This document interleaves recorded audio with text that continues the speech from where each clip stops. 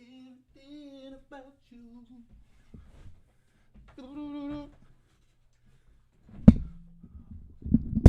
Oh, my mic's open.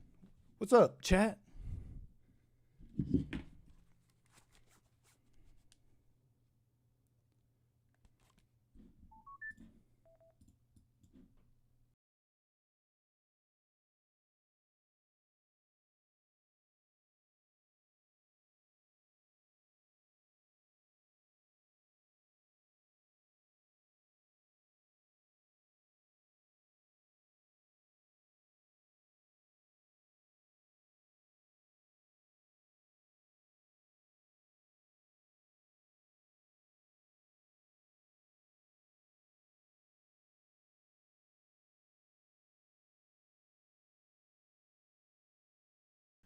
Mic check, mic check. How you doing, folks? Welcome to the stream. I'm the American Anchor Baby. Happy Tuesday. Back at it again. Back at it again. How you doing? You guys heard that? I was serenading you. Y'all heard that? Back at it again on a Tuesday. We're monitoring the situation. There's a bunch of things going on, and we want to talk about it. We want to take the calls. We want to do this and that. We're getting situated here with all of our news items and stuff. Interesting things, okay? Besides the news I want to get into, the Republicans splintering. I saw some of it. I can't help but talk about it. A little commentary on the women. You know, we got a number of things. But there's random things too, Bill Gates, climate change, Pope Minaj, the leader of Christendom, Pope Minaj, leader of the new leader of Christendom, and many things. Okay, people mad at the billionaires. No audio except you, Nit. No, that's correct. It should be that way. I think nothing else should be playing right now. You're hearing me though, right? Where the music? Yeah, it's almost 11. It's in fact 11 a.m. Pacific time, folks, and it's a pleasure to have you here as always. You're gonna hear me go silent for a sec as we switch the audio.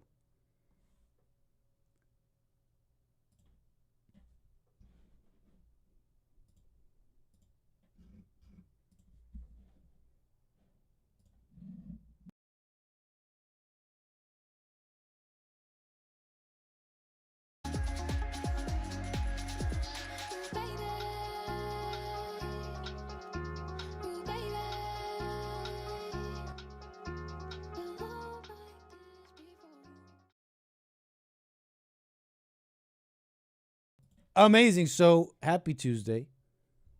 A pleasure to have you here. Let's get going.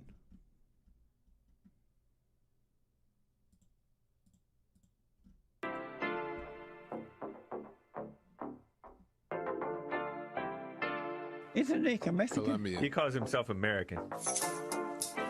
What is this? Anchor Baby.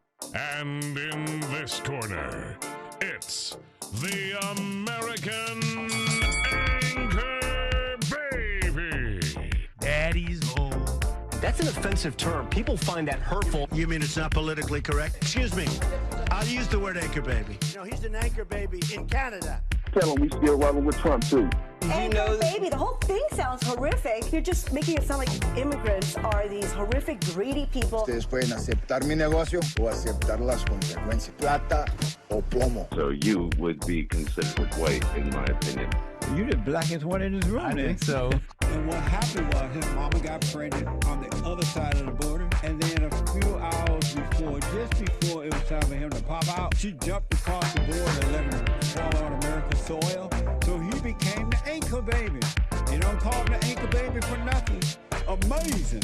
We like this anchor baby, right?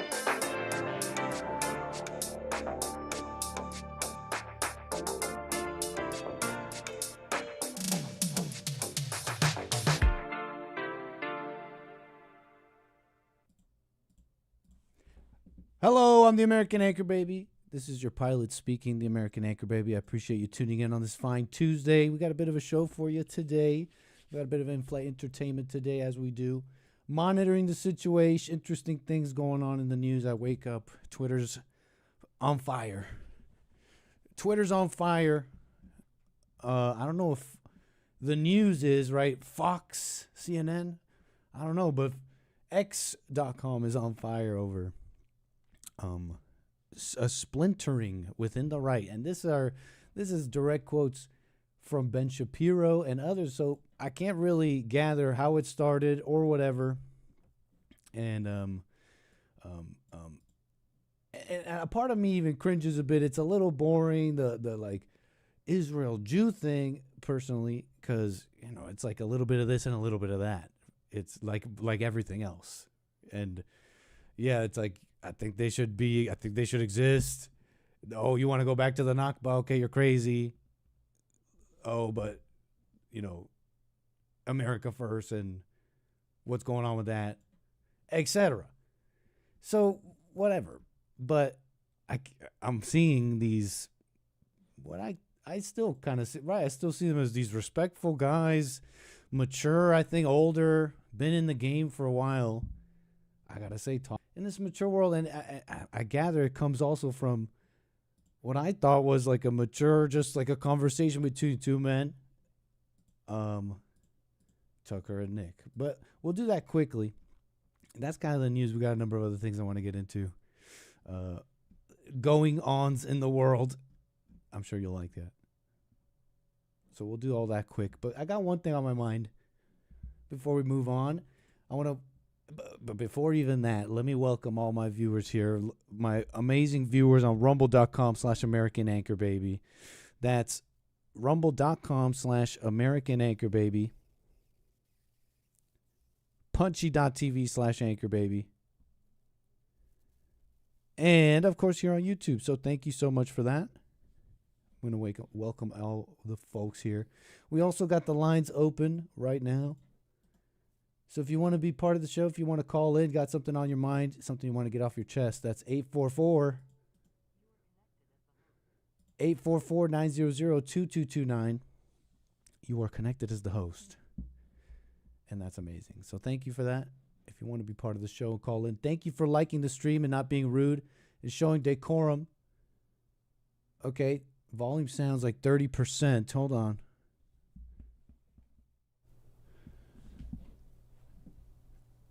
Is that happening? It was happening to James as well. So you might be listening. I'm reacting to the chat. And some of you are receiving some sort of audio issue, cutting in and out. Refresh the video, maybe even refresh your app. I noticed it happened to James as well. James, check your stream because there was like a bunch of missing audio, I think. But yeah, I think it's coming from YouTube, just so you know. But for folks listening, receiving any audio issues, refresh your app. I'm pretty sure it's YouTube, and this kind of proves it. James and I are streaming in different setups. Okay. So thank you for that. Mic check. Oh, what happened to my audio? Test. Okay. 1, 2, 3 coming in hot for a moment there. Amazing. So one thing on my mind before we get into the news and then off to the interesting going-ons in the world. I'm noticing, because we see this, like it's become quite a mainstream topic to just debate. Okay, it's come from politics, 2016, Trump and everything, but now everything is being debated. Everything is being talked about. The Overton window's wide open. You're seeing the podcast. You're seeing the debates. They're debating everything from flat earth to this and that. Women, marriage, the role of women and men, etc. And I'm noticing a sort of thinking out there, a common, something I see gaining almost steam maybe in the right wing with conservatives maybe. What I think really is at the core just more feminism. There's this thinking essentially that women have and people are intellectually engaging with and considering making sense. Essentially, it's this, that because the man is weak, because the man is not in his fullness of the man, strong, independent, with love, whatever you want to say, maybe. But in general, this idea is this: he's weak. He's not really in his position as a man. It's an interesting one to even take on, right? Because you have to agree that there is an order. You have to agree, what is this position? What is that you're saying? What is this standard you're even speaking on? For those that are, I'm kind of also thinking out loud about the conversations I'm seeing, because they're almost like considering feminism here. It's like making sense because, you know, the men are weak and all that. That doesn't change the order, the place of things, okay? Just because the man is weak, it doesn't mean it changes his place. It's fine to point it out and have awesome conversations about it. I've seen some pretty smart, I would call them smart feminists, maybe even.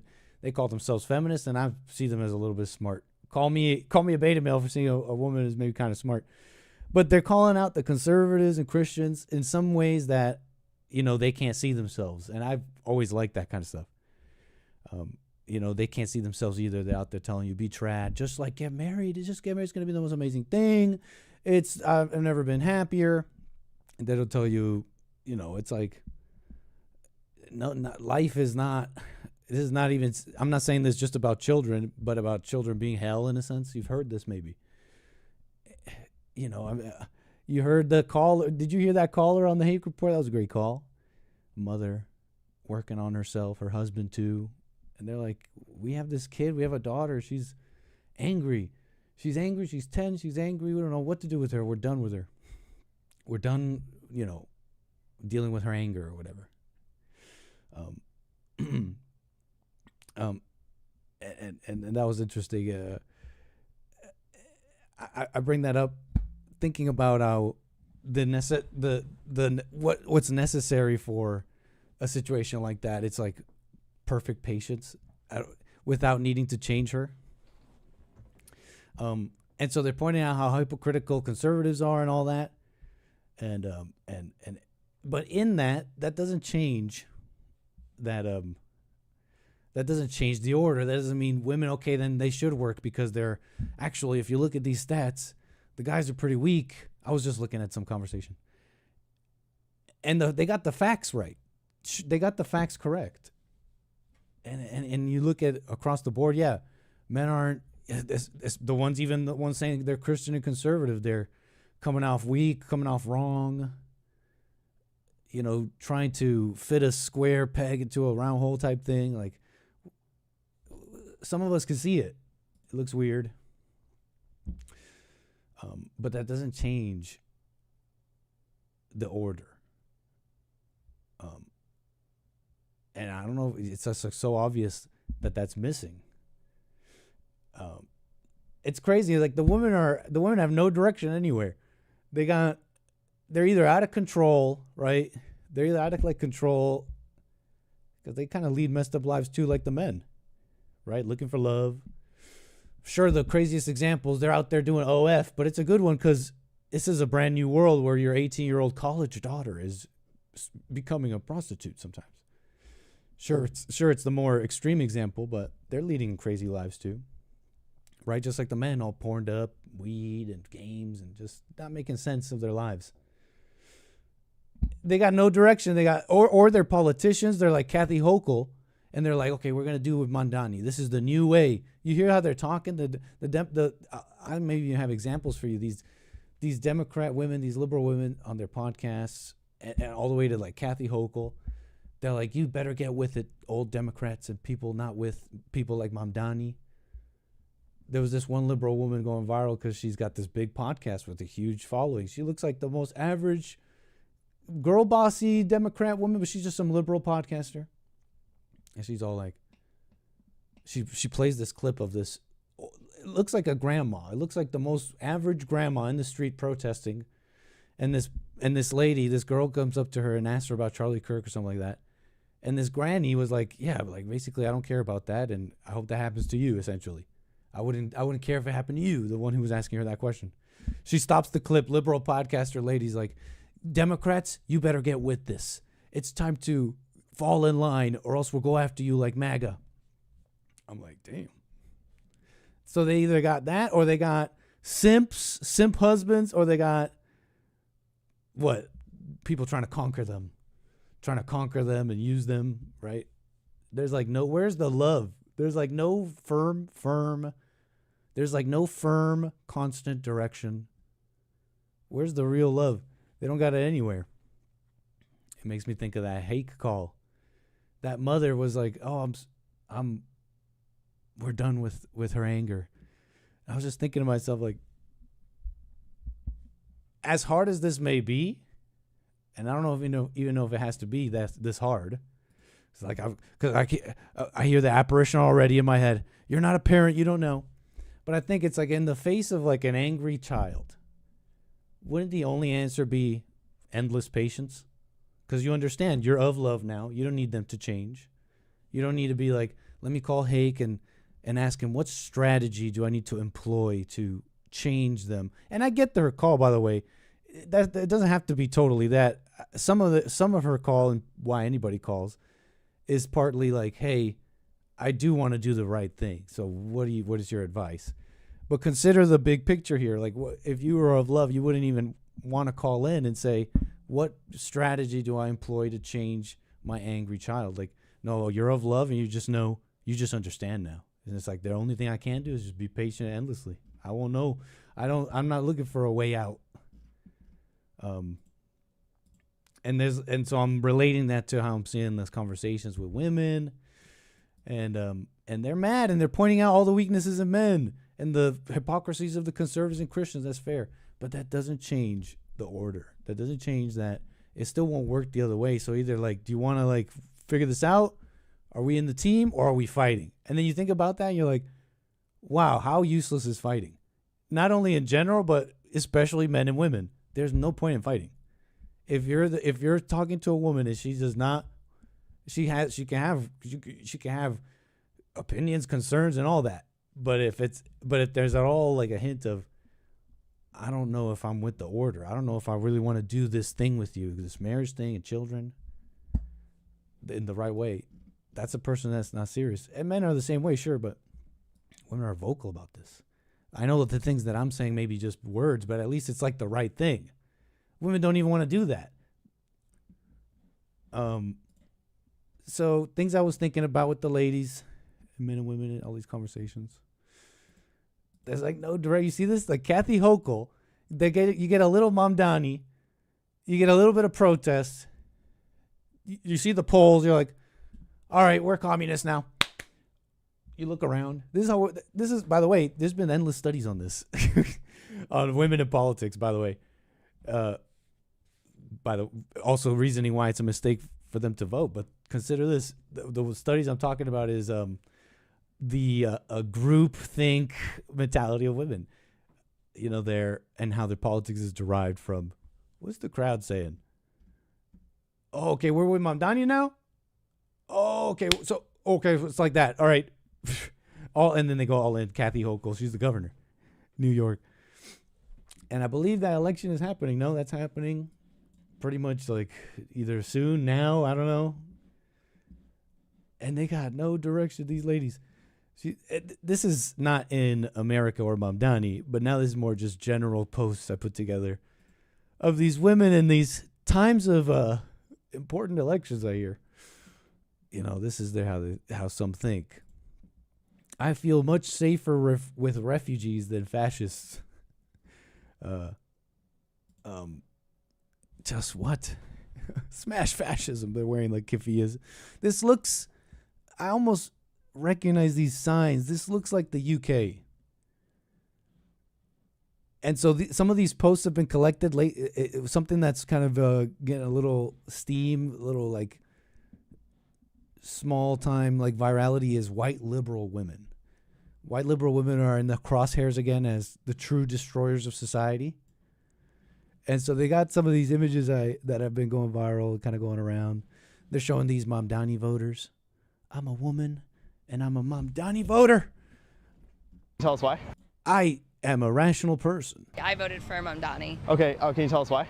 I'm just looking for someone new and not part of the established Democratic Party, who also hasn't been accused of sexual assault. I spoke to the other side a little bit, and they're concerned about like the government-run grocery stores and the free buses. What's your response to that? I think government in the U.S. is great in the sense that there's always balance, right? Like, no one person is making all the decisions, and so I think there'll be balance within. He describes himself as a Democrat socialist. Like, do you feel like socialism would work in New York City? No, not necessarily. I voted for him. I guess they clipped that up. I don't know what the full thing is, but I don't know how you come back from that. You know, let me just repeat the things I heard about Mamdani. Like, and it's just I believe that the one and many government and this, that, systems and the coalitions and the systems and the collection of powers here and there, when you increase and decrease on this side and that side, you get life. And that's why I'm voting Mamdani. Also, socialist. He's using his words. He's a socialist. What do you think about that? Oh, no, it won't work. I don't know how you come back from that. Word salad. But the socialist mindset, many others are just fine with it. They won't even consider that. That's just maybe even a little surprising from that lady. But, you know, I do notice she's white. More on that in a moment. That's your white liberal woman, maybe. New York City liberal white woman is asked what her biggest concerns are. She says that it's her illegal alien neighbors getting taken off the street. Right now. Is that what she says? Let's watch. I think what's really important and standing out for me right now is if we can take ourselves like a high level. Mic check. Okay. Like not say immigration, not say economy, not say all the hot talking points, and just ask ourselves, how are we treating our neighbors? Like, how are we treating one another? And is it okay that yesterday, on Saturday, 42 million of our neighbors no longer can feed themselves?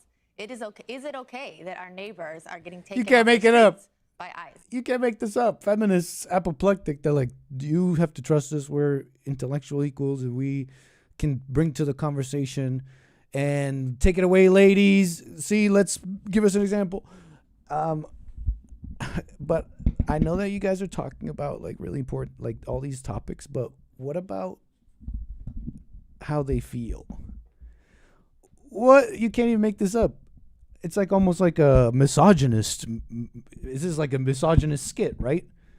Obviously, this is a skit. This is a Fox News skit. My mic keeps falling. Apologies. This is obviously a Fox News skit, a misogynist Fox News skit, right? Is it okay that gender-affirming care is being taken from young people who really need it to survive? Is it okay that the Supreme Court has now justified racial profiling? That's not how I want to treat my neighbor. Like, why are they brown? Like, why are they deporting brown people? Like, tell me why are immigrants brown? Tell me right now, Republicans, why are immigrants brown? Why are immigrants brown?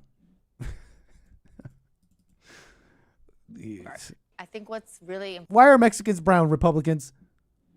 Huh? Tell me that one. Explain that one to me. Let's have a democratic conversation. So a little bit on these white women and all that. That's what they're saying, right? And you see the point here, right? Some of the women are just they don't seem to see that they're hurting themselves. They don't seem to see they're voting against their interests. In general, I mean, just think about the general public interest of crime. I mean, let's just start there. Because you could argue endlessly. They're not all refugees are not all rapists, but that's the funny thing about that. Even that is what on some of these European stats, and I'll let you believe what you want, do your homework. But on some of these European stats, they show you quite explicitly. Like maybe you could have said that before when people were still arguing it. Hey guys, they're not all rapists. But you got to understand, it's been like years and decades. We have like phones now. We got tech. And we can see the fruits almost. In so many cases, we're constantly seeing the fruits. And yeah, in some of these European stats, I'll have to maybe look it up for you later. They do show that they rape quite a bit more. Some of these people now. I think it does come down to a more specific demographic breakdown, like where specifically where they're from. But you know, we're not trying to get that deep right now on that. Kind of a secondary note here on the white liberal women. This was a spat going on. You remember these demographic maps a little bit, and they've been kind of going around since like 2016 when they kind of went viral. People had drawn up the electorate map and shown how it would look like if only certain demographics voted, if only white women voted, if only women voted, only men, white men. And it went down a number of ways. In fact, it matters. We're talking about it now. Maybe we can look it up. It was fascinating. American electorate demographics map. You know, they may even have updated maps at this point and all that. But someone had responded to this individual, and I'm not familiar with him, Joel Webben. Women don't need to be taught how to do politics. Women need to be taught that politics is not their role. Based. I'm turning on a fan. Chad, let me know if this is loud. If you can hear this fan, let me know. I will just then burn for you. I will do it for the audience. So that was this guy sharing this. Based. Look. But where was I? Then Leonardo Joni, she was on the JLP show. You might remember her, comedian lady. Kind of got him. She got a mouth on her. Ayo, she got a mouth on her. She'll say anything. Is it a little much? I don't know. She's funny, maybe. I haven't seen her stand up at all. So she responds with this grainy JPEG. Could you get a grainier JPEG? How many times has this been saved and sent off? Leonardo Joni, I think you could have done a little bit better. Could barely see this thing. It says white women. I almost need to speak with like a really bit crushed mic right now. I wish I had an effect. Be like white women.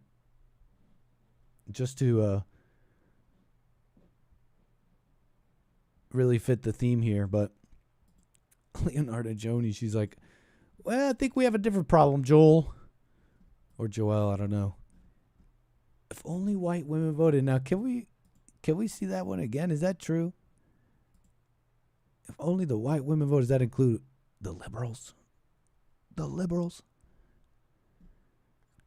It's an interesting one. If you remember that breakdown. Now, you get all the women together, it's pretty bad. It's like blue. It's Kamala. It's Hillary. It's all that. Come on, Google. You know what map I'm talking about. You know what the demographics ones. Don't play coy.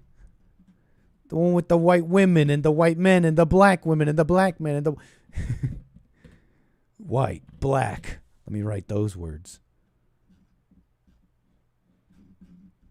Don't play coy. Visualizing population. I bet you X would have it.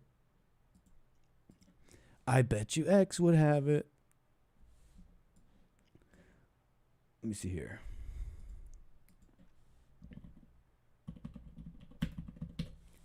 What did he do to make them so mad?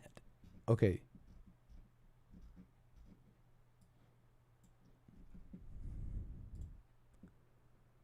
Definitely not this.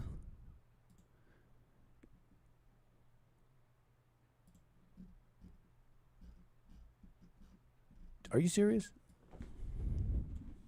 This is harder to find than I thought. Oh, check it. Boom.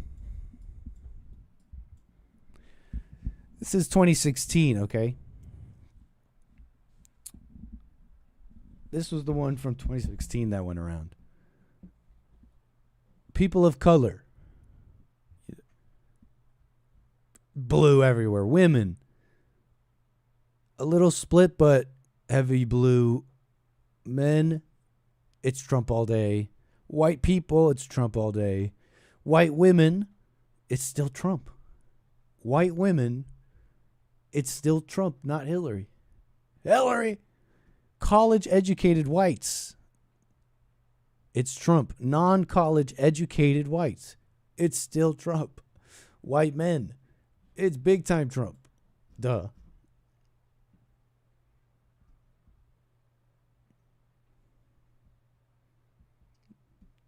You're right. That was a good suggestion, Thor mode, but we already find it. Tiny Eye will find a higher res of the exact pic, just copy and paste. You're so right. Great tip. Thank you, Thor mode. So that's an interesting one for you, no? But that's enough of that, right? Voters. Crooked Hillary.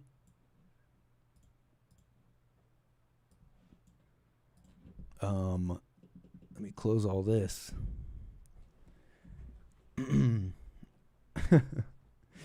Crooked Hillary. So that's pretty much it on that. The ladies here, born against themselves, getting entirely more feminine. Oh, by the way, last thing. This struck me a bit, not in an emotional way, but I saw the connections. I could see the connections. Now, where's the link to this? This person said there's a link.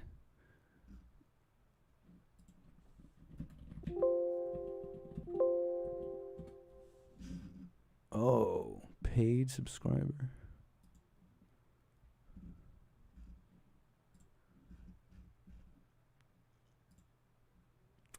So this person posted this on X.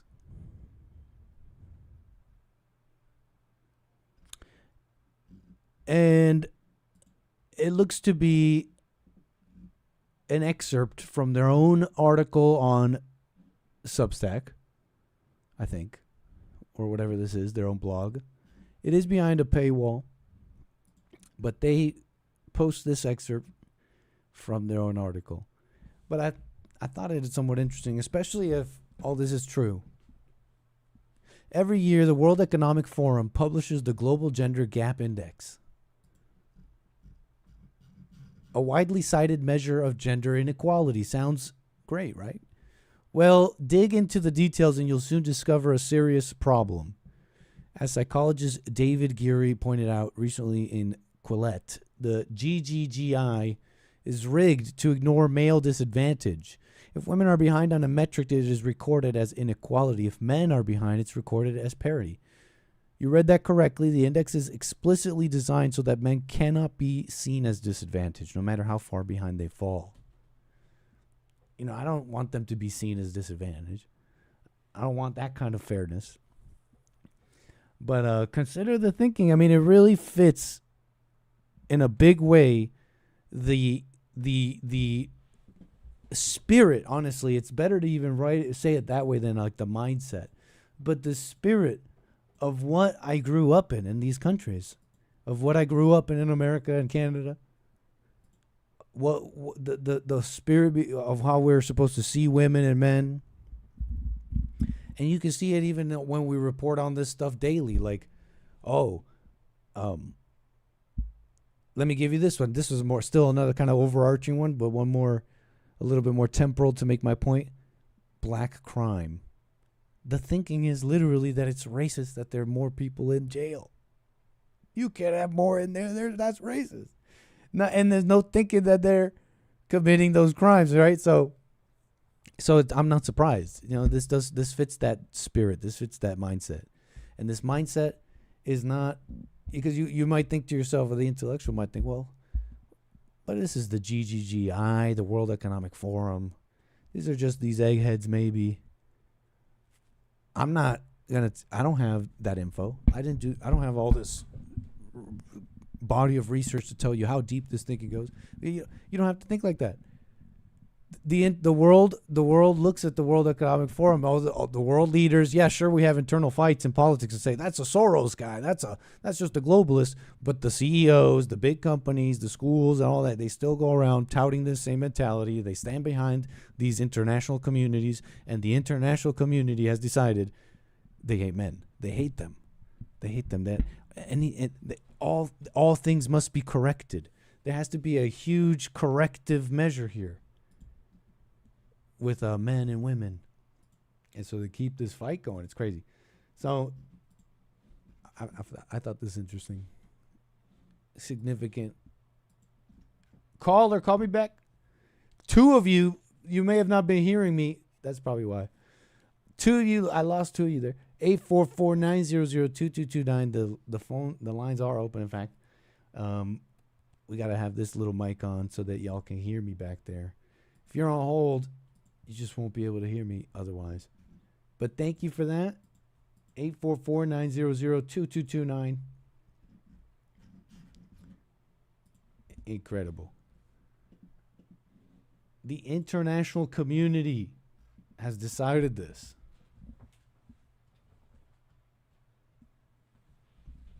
Ain't that crazy?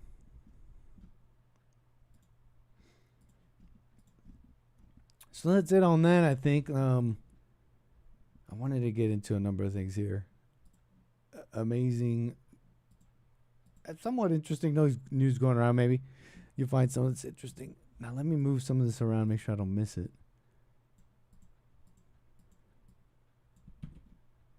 Bada boom. Alrighty. So, let me show you some of this, because this was going off. I thought it was somewhat interesting. Now I've gathered just a few things here on what's on what happened in terms of what event they were all speaking at. There were these Republicans at this thing. They called it the Republican Jewish Coalition. And a number of people spoke, and there was some talk about Nazis. I showed you how Ted Cruz was going off online calling Nick Fuentes a Nazi. And he's like, let me back it up. Now, this is something I'm not even that, I don't, like I was telling you. And I say this because it's true. And I sometimes I think to myself, you know what? My viewers want to know what I think, huh? Sue me, right? Oh, he's got to say this or something. You know, in a sense, I don't have to, right? Because I don't have to make this clear, make this my position so intricately clear on Jews and Israel. Like, I don't have to, but it's just simply true. So, and what it is like, I don't find it interesting because I don't feel the need to debate Israel's existence. So that's done with me.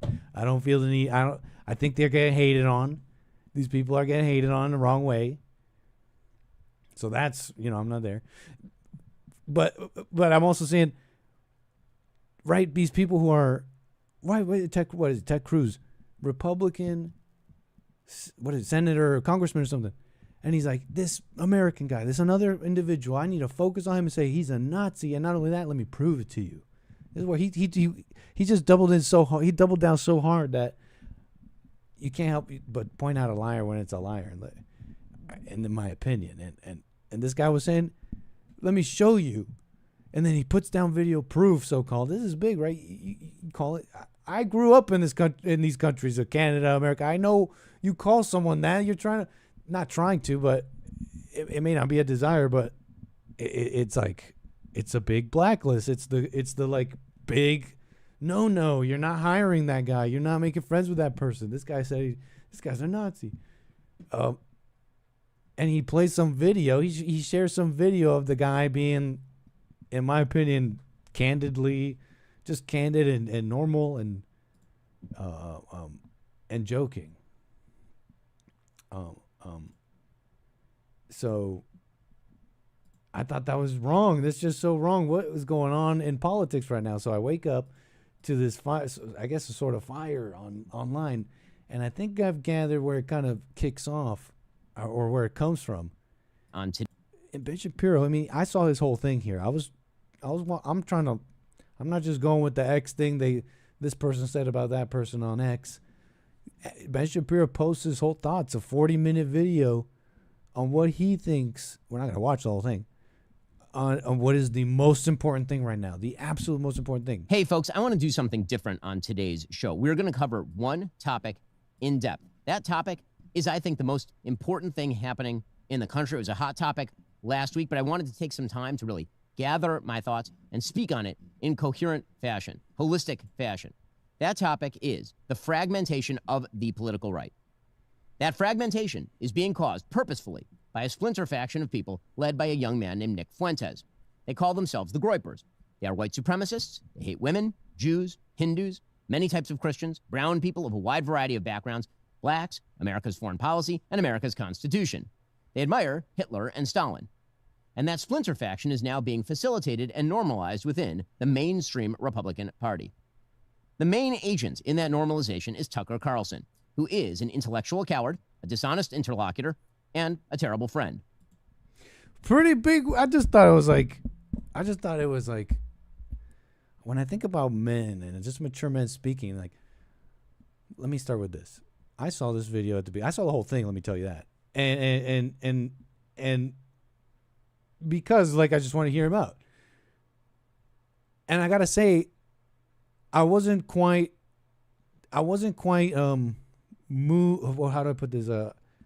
My initial impression from the first bit I just showed you, this first minute I just showed you, it doesn't quite change, because he starts off saying like there's a huge problem and the biggest thing that we should focus on is this splintering. Okay, I'm following you there. Let me hear you, Ben Shapiro, and let me tell you why this is happening. I'm like, okay, this is about to be an important thing to say, and he's going to lay it out. And he says they're haters, women haters, brown haters, and actual Nazis. And I'm a little bit like, okay, again, I'm going to watch your whole thing, but now you're going to have to prove that.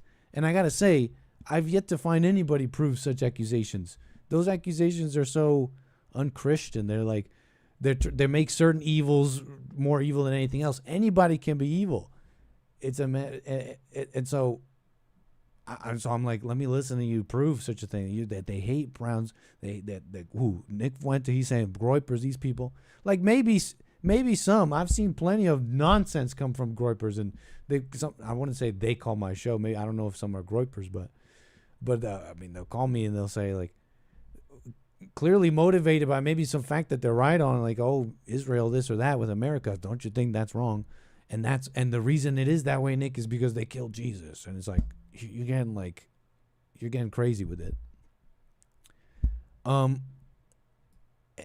so I'm just left a little bit like, is this is the mature conversations, the world of politics, Ben Shapiro day. I mean, I don't know if I should be judging the whole world of politics here. We're just seeing one man here, Ben Shapiro.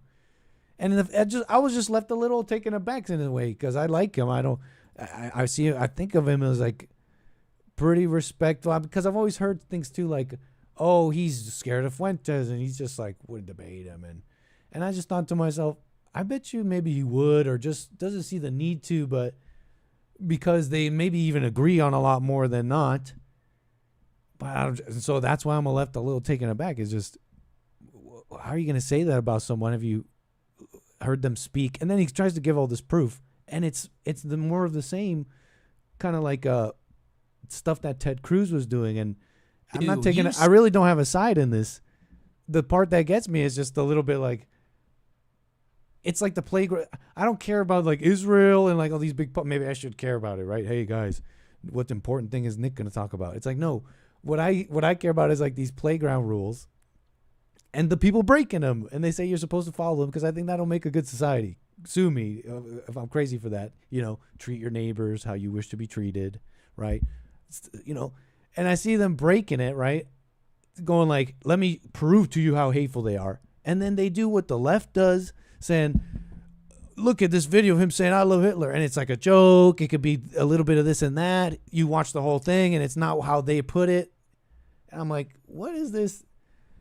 You know what, Ben Shapiro, you might be right. This is quite important, in fact, maybe, about splintering and all that. I don't know how deep it is, but so that's where I come at it from, right? I saw this on Twitter. I saw them go off. He tries to give you the play-by-play, and I'm just not convinced. I got to see the guy speak to Tucker himself, kind of see him speak for himself in a big way. I hadn't really seen that before. And I'll tell you one thing, that's not a conversation that should be censored. It should go everywhere. People would see, hey, a lot of the things that people are being crazy about online, it would maybe even deflate instantly. And now we can focus on maybe real topics. But what else about this? I don't know. That's pretty much all I was truly thinking about it. I guess I collected all these links, but I'm not that interested. I get that they're at this RJC conference, and it's a little it's a little like it's a little weird. I don't know about weird, but I'll put not weird. It makes sense that people who have friends and influences, some will call it, some only see it as you are bought and paid by the Jews. It's like, have a little sophistication, okay? It's influence in a number of things, and they're here defending themselves, okay? So that's not strange. That makes sense. I don't have to like it. I don't know. In my mind, Christian, it's like you defend all people, right? But I get it. Look, they're saying, hey, look, they're being real mean to the Jews lately. And it's like, let's chill. I could get with that. But why do you guys got to say this stuff about, like, killing all the, like, Lindsey Graham here? I feel just, like, smiling about keeping these people out, just being so fervent in canceling them and talking about killing the right people. I don't think that he was saying killing the Fuentes. I'm quite positive of that, but just this language from these people. Do you want to make a bigger rift? I think we should all just talk. I think we should all just talk. That's all I'm thinking. I think we should all just talk like Tucker did. I think we could just talk. That's all I'm saying. But whatever. I'm like honestly not even interested in this crap. It's great. I heard he got groiped. Pretty much against any. They're pressuring the Daily Wire hosts. Hi, Mike. It's. I have not seen this, folks. Great that you came here today because, and also talked about the many factions within the conservative movement, because just today, it is pretty safe to say that Ben Shapiro pretty much declared war between the neocons and the America First movement, and pretty much against anyone who would Tucker Carlson, PBD, or anyone who would platform, dare I say his name, the Voldemort, Nick Fuentes. So, given that, I ask you that, do you have, it's basically forced people to take sides, and do you completely support, or do you deviate at all from Ben Shapiro in this? Who's he even asking this? Do I deviate from Ben Shapiro? I've been deviating Michael Knowles. from Ben Shapiro for 10 years. What are you doing? Oh. He and I have, on Daily Wire airwaves, been debating all manner of issues for 10 years, which is kind of the point of Daily Wire. I mean, that's the reason that you have a Ben there and a me and a Matt Walsh and all the rest. So, yes, that's not my strategy. You know, I think my strategy for all of the various factions of the right, factions that have been long-standing. Oh, so he's saying he doesn't agree with Shapiro? That's not his strategy? Standing within the right, groups that want to enter into the right, groups that campaign for Democrat candidates and oppose Republican candidates but are still putatively on the right. All of these matters. My strategy on it, vis-a-vis Election Day, which, you know, it's Monday before a major election day in New York, in New Jersey, in Virginia, my inclination is to remain focused on the prize. You know, there are major contests that are going to set the stage for the midterm elections, and then we'll set the stage for the 2028 presidential election. What you mentioned is really interesting, too, because notice what we weren't talking about. You mentioned Ben or Tucker or Fuentes or this person or that. Not one of those people holds public office. Not one of those people writes bills. Now, but they're Yeah, it's a little bit of this and that. Whatever. I mean, I think even the question personally, it's fine to talk and ask questions, I guess. It's just, I don't know, it's a matter of decorum for me sometimes. I get the young guys they got the energy and all that, but Michael Knowles is not. Look, the thinking is the intellectual justification is that, well, they're Daily Wire, they influence a lot. They are in fact influential to politics. Dealing with that and all that is, here's the thinking, but that doesn't make it, like, how do I put this, right to think there's something wrong. There's just something wrong about thinking, and I know I'm doing some assumption here, but I'm just trying to express this thought to you, that there's something wrong about these people thinking that, well, you know, Michael Knowles owes us something. He needs to say this or that to Ben Shapiro and all that. And there's a sort of thinking like that if Michael Knowles is loyal to Ben Shapiro, are there scenarios where not? I don't know, maybe. Like that's all maybes. Try not to do maybes. That's kind of strange. But it's not if he's loyal and is a good employee and shows gratitude. And here he is, by the way, and I see him and Matt Walsh do it all the time. They might have to like express it a certain way, but I see them pretty much get to express themselves. Look, I'm just saying that there's a place for that. There's a place for these people and their relationship with Ben Shapiro, not having to do with this person and what they want. What this person wants is Michael Knowles to, right, like, come out against Shapiro. Here he is saying, hey, I basically don't agree with him. Look, and then, you know, whatever. I guess nobody even brought that up, Nick. 844-900-2229. I want to get to you. I see your calls coming in. Thank you for that. Dinesh D'Souza being cool about it a little. He's saying he's not a real Nazi. Thank you for being. See, this is I don't even care about it, right? But the moment I'm seeing Ted Cruz going off like that, like I had not seen stuff like this before. When I see Ted Cruz and these people going off, I suddenly like, I don't really feel like this, but I'm like expressing this to you. It's like, wow, now you can understand how these people feel, how Nick Fuentes feels, how these people are like, why are we getting censored for this? I've always seen them as a little too passionate about it. Like, oh, duh, you're getting censored. Like, have some like sophistication here. But they're going off on him saying he's a Nazi. Let me show you the video proof. And it's like, what is this? A Media Matters SPLC? This is Ted Cruz doing this. And I'm like, okay, well, this is why they talk like this. You're pushing them into this sort of. So I appreciate Dinesh D'Souza. He's like, not a real Nazi. Not that I even care, but it's like, you see where this is coming from. And he kind of goes hard on him. He's a poser. He's a beta male pansy. He wouldn't do what Hitler would do. He's just trying to be an ultimate rebel. Nice, Dinesh D'Souza. Give him a little bass smack to the youngins. I appreciate it. Okay, a little on the bottom. You might not like Dinesh D'Souza. You might be Team Fuentes. I say don't be a team. I say just be an individual, but don't be a team. You see me, I'm talking about Dinesh. I like them all. But I remember seeing Dinesh actually debate Fuentes. That was an interesting one too. I saw he took the mantle in a sense, and it was totally chill. I remember that being so totally chill. I remember that debate showing the things that Fuentes didn't know. He doesn't know everything, and if you had like an honest mind and weren't Team Fuentes or D'Souza watching that debate, you would see that they, on these like deep foreign policy intellectual matters, they agreed a lot. It was just these details, and on those details, Fuentes sticks to them. He's kind of brilliant about that.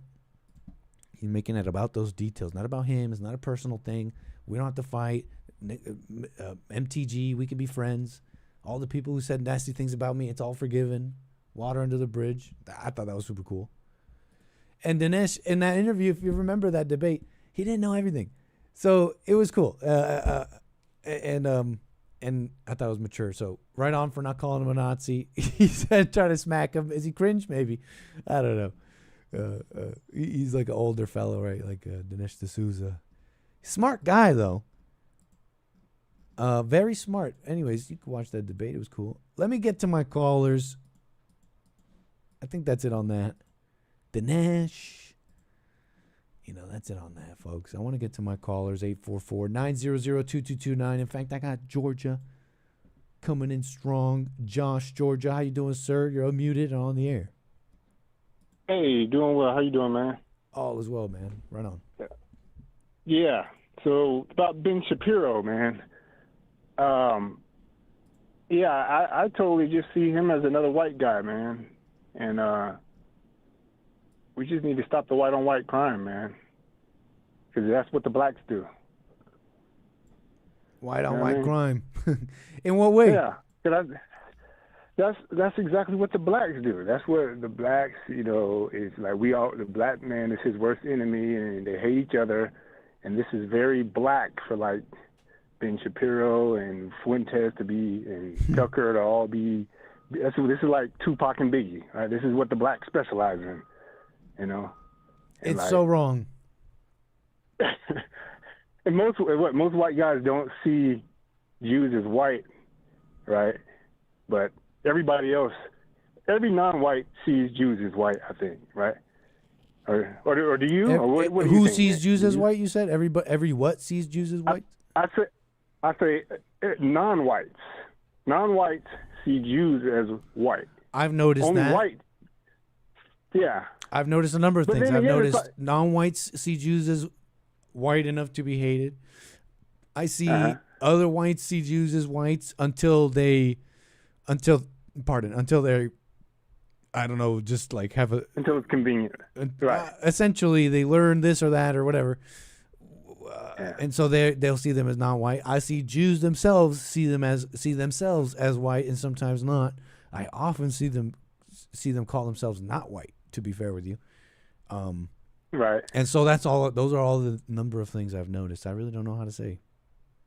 Yeah. I see them as white enough to be hated. That's kind of a standard I like to use personally. I like that standard because, but it's like whatever. I think it matters that I also notice them say, well, we're not white. We're Jewish. We're different. Don't call us white. They hate us.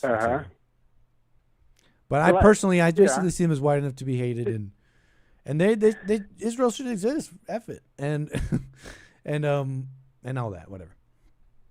I mean, Israel, I see Israel, it came out of England the same way America came out of England, the same way Canada came out of England. All the best countries came out of England, It's done.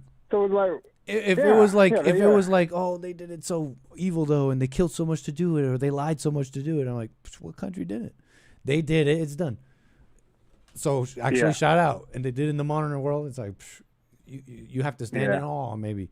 But what can I say? You're saying you're bringing up this topic about that they shouldn't fight. The right way shouldn't fight. Yeah. Right. It's very black of them to do that. That's not the way of the white man. The white man is generally of peace and civilized and not trying to like beef with each other like Tupac and Biggie, And everybody you mentioned is like pretty like influential. They have like the ability to do much good, I think, or whatever that is, and all that. They definitely shouldn't be fighting. Right. It's so useless. It definitely is a big stop. It's black. It's like, man, it's so and black. It's in the way, right? It's in the way of what? Can you in fact? I think we both are agreeing here. Essentially, that's not as helpful, and it's detrimental to. Call it a mission. Call it something. How would you describe that, though? Western. Yeah, it's what Western civilization is just about peace, and just the best quality of life for all people, who assimilate to it at least. You're so right. And but isn't Nick Fuentes Mexican actually? Did he say that or something? I actually don't know. I've heard people say that about him, and I haven't heard him speak on it personally. I met his parents. Right. They look pretty white to me, but I don't really know. The mom looked maybe the dad. I forget how Mexican they look. So I don't know the details, man. I really don't. I know. You see, and that's the tricky part. Is like, I think Louis C.K. is Mexican, and that the boxer guy that just fought Terrence Howard, the white Mexican guy. Oh yeah. Oh, he is? I didn't know that. Yeah. So it's like.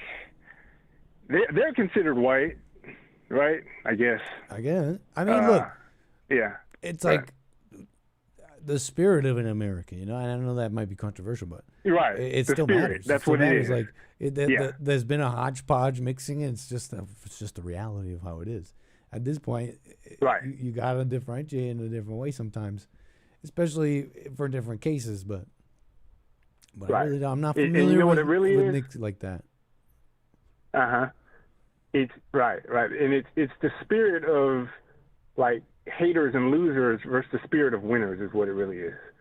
Because it's like you saw where Floyd Mayweather was at the pro-Israel event or whatever. They Yeah.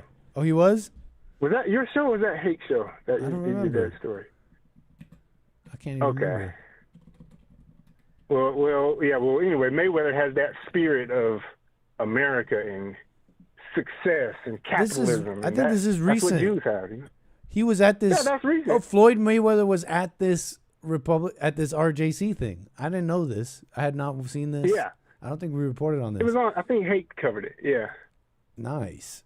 Well, I support Yeah. Mayweather in his what Israel English News reports is his reaffirmation that he will always stand with Israel and be a voice for its people. Right. I stand with and Mayweather. You know what? Right. See, Mayweather recognizes like jealousy, hatred. that like losers are always going to hate the people who are winners and who have God-given talent. And that's what Mayweather's boxing career is like. He never lost. He's probably the greatest, and everybody hates him because of that.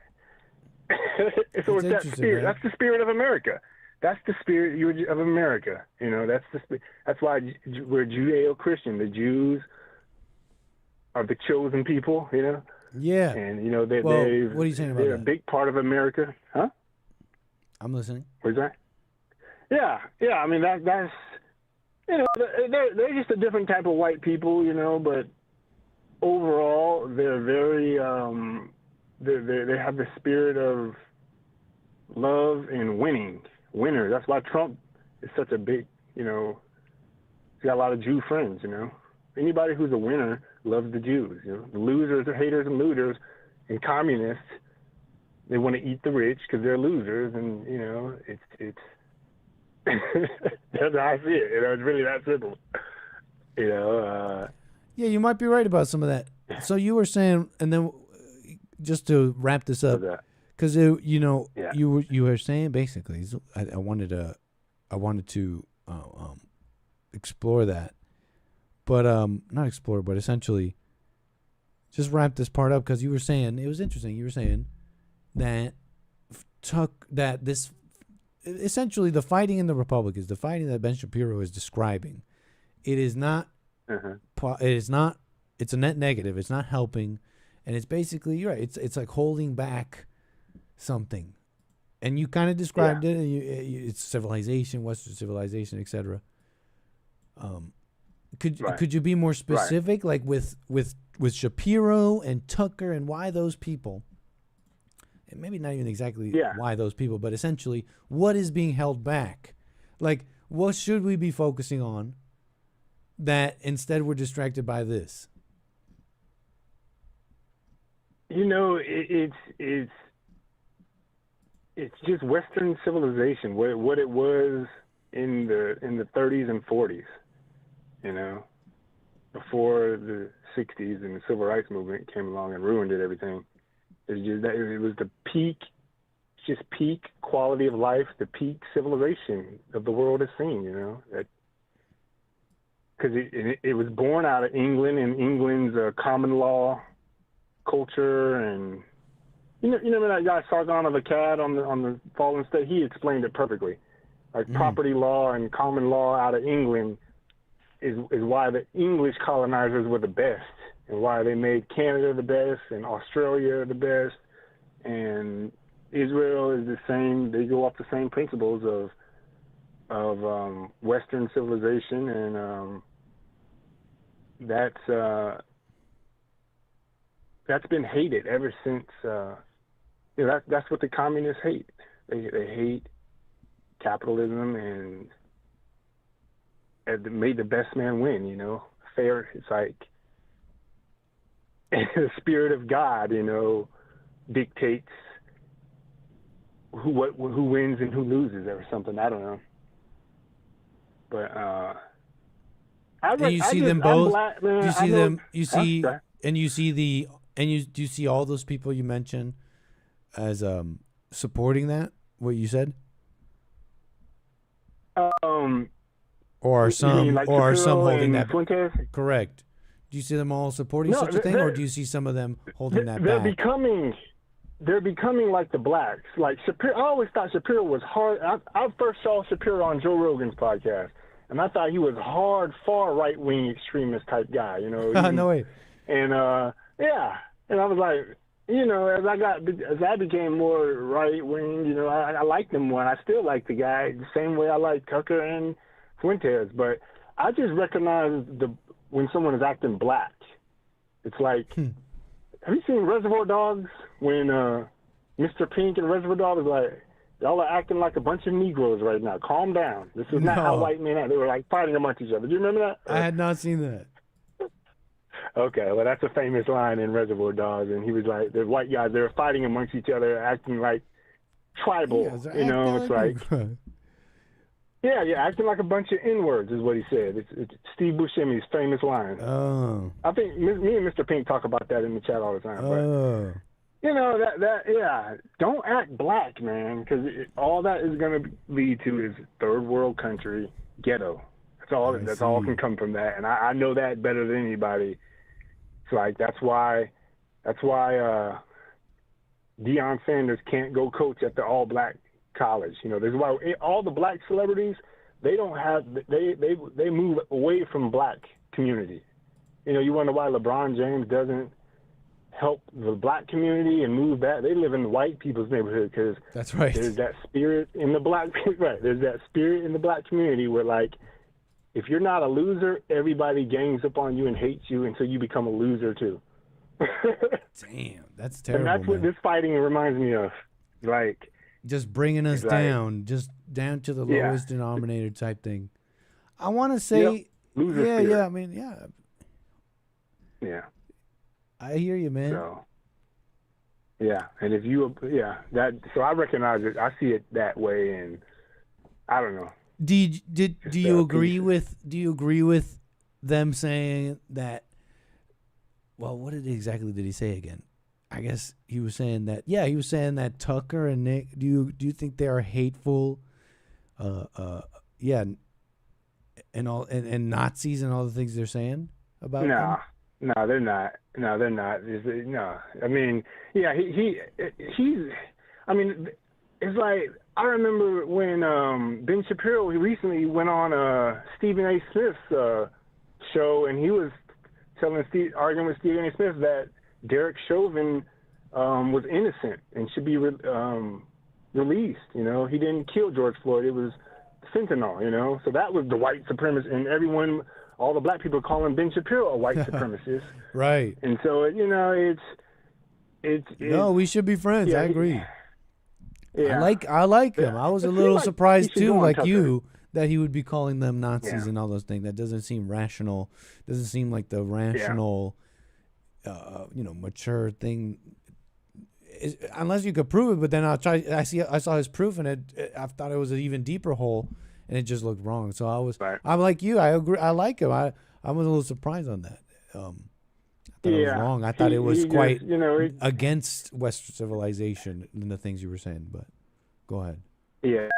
But he's always pro-Trump, and you know Trump is always... Yeah, totally. If you're pro-Trump, something's Trump right is about like you. he's seeing something clearly, and you know Trump, he's a big, what's the guy, his daughter married, I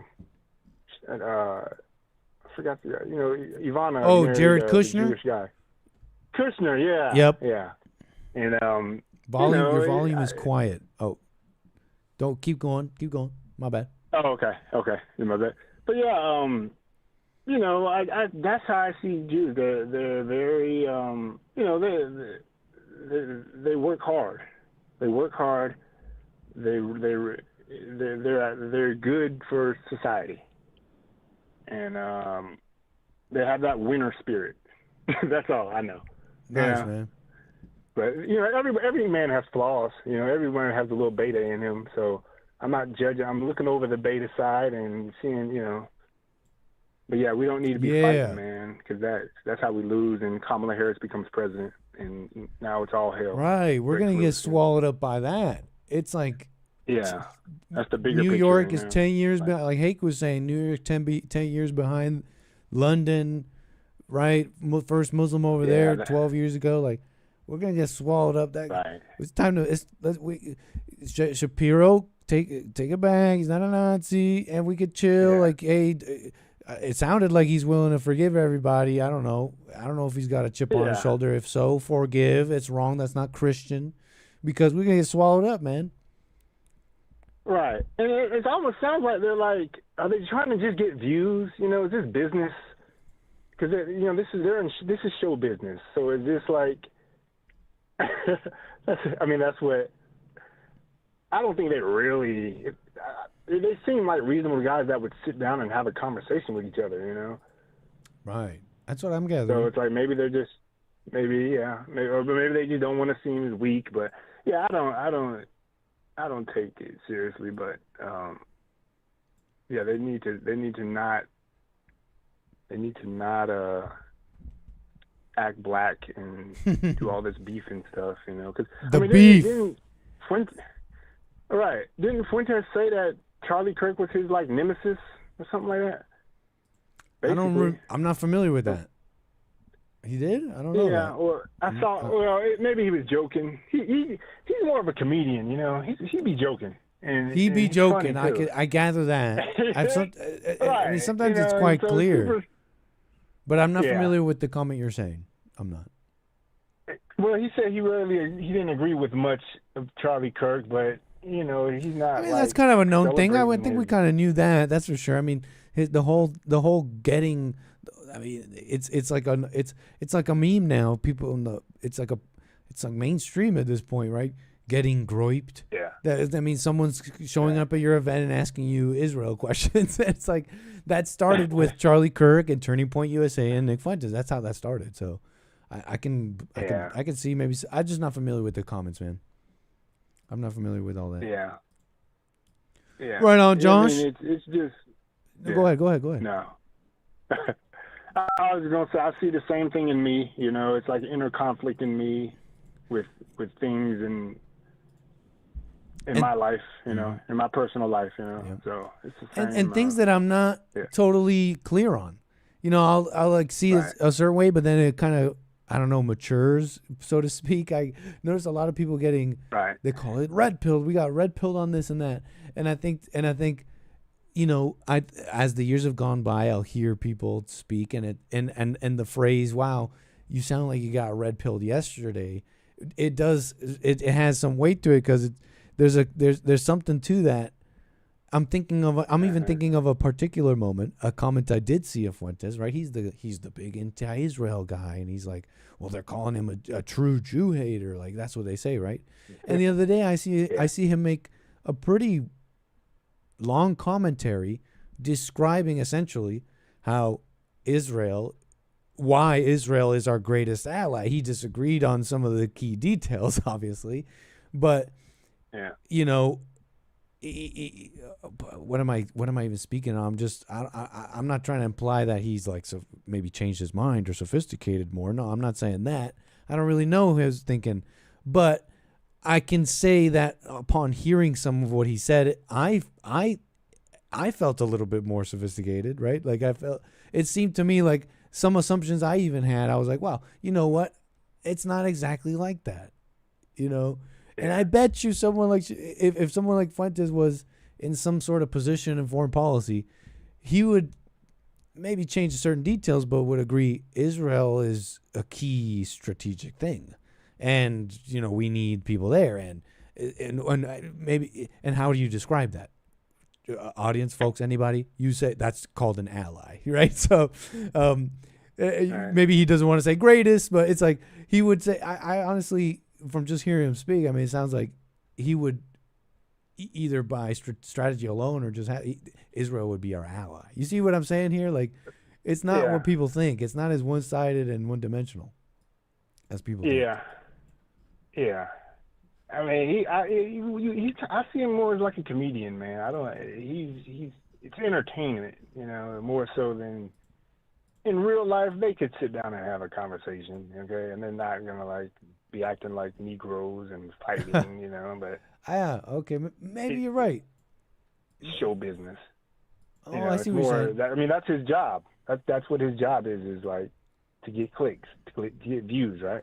So I guess he's kind of balancing that in, right? He needs a little controversy, right? Maybe that helps his. That's how he gets Seems paid, pretty right? skilled at that. I hear you, Yeah, man. You might yeah. be right about that. I'm not sure. Yeah. So I don't, you know. John, It is sir, what we it is, spent man. plenty of But time okay. on this. Can you call me again? Yeah. Oh, we'll do, man. Appreciate it. Appreciate the Of show, bro. course. Call me again, sir. A pleasure. All right, man. Yep. Bye. That's 844-900-2229. 844-900-2229. Thank you for that.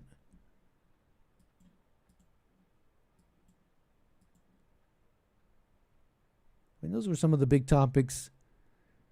But what can I say? Back at it again. We're monitoring the situation. I got a number of things here across the world for you. Let's get into some of these. But first, how about a few super chats from my lovely supporters?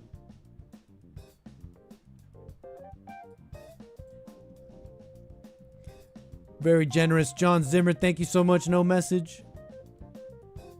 Thor Mode with the big super chat says, any chance of you naming episodes? I have an archive folder of 100 videos, all with the same name. Love the show, brother. Man, Thor Mode, I appreciate that. I should honestly get back to that. I used to be naming these episodes, and it's just the proper way of doing things. What am I doing? In my perfect world, things are getting clipped up. See, in my perfect world, I got to stop thinking I'm fantasizing living in some perfect world. I got to be in reality. In my perfect world, my show's getting clipped up every day correctly. And you can go to the live stream, but you have all the good moments in the clips. But that's not happening. Maybe soon. But for now, we can name the episodes right. Thor Mode, thank you so much for that. Thank you, Kale. Appreciate the support, as always. Someone coming in strong with those coffees. Always so supportive. And I so appreciate that somebody. Well, someone. C-Bill, Spine Cone, thank you for that. Buymeacoffee.com/anchor, baby. And, of course, my viewers on Rumble, thank you. Very nice. 844-900-2229. What did I want to do first?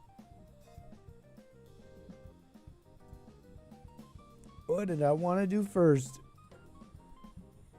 Let's just run it down. Run it down item by item. Well, you know what? Actually, let me move things around. Billie Eilish. Okay, we'll do Billie Eilish. It's silly. It's a video. It's the right vibe right now. Post calls, post topics. We'll do Billie Eilish, billionaires. Go into Bill Gates, right? Billie Eilish, Bill Gates, huh? Right? That's the combo. Billie Eilish, Bill Gates, and then we'll get into swamp monsters. Okay, political swamp monsters.